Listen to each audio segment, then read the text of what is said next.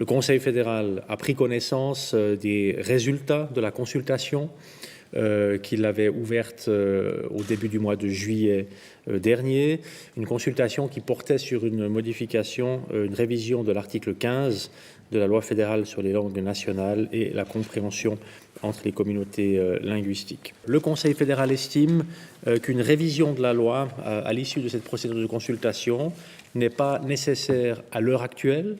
La modification de l'article 15 qui a été mise en consultation a pour but de renforcer la place des langues nationales et d'harmoniser l'enseignement des langues à l'école obligatoire. Cela met en évidence, bien sûr, l'importance de ces langues pour la cohésion de notre pays, mais aussi pour des branches, aussi pour l'économie nationale. Et j'aimerais ici saisir cette occasion de rappeler l'importance des langues nationales dans les entreprises suisses.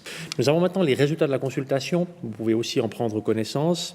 On constate qu'il y a un large consensus sur plusieurs points. Nous devons constater que la Confédération, les cantons, les associations et la plupart des partis s'accordent sur le rôle primordial de l'enseignement des langues nationales dans notre pays plurilingue. Nous avons pu constater également que la grande majorité des participants reconnaît aussi la responsabilité politique de la Confédération au niveau de l'encouragement de la compréhension entre les communautés linguistiques en Suisse.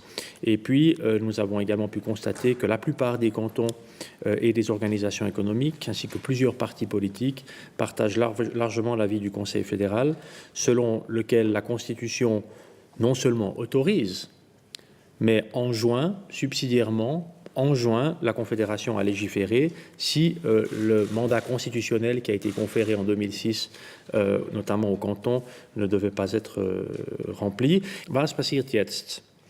Der Bundesrat wird die weiteren Entwicklungen weiterhin sorgfältig beobachten und sollten sich in einzelnen Kantonen Rückschritte bei der Harmonisierung des Sprachenunterrichts abzeichnen, wäre die Situation rasch erneut zu beurteilen. Die Mehrsprachigkeit ist ein Wesensmerkmal der Schweiz. Sie ist jedoch nicht einfach gegeben.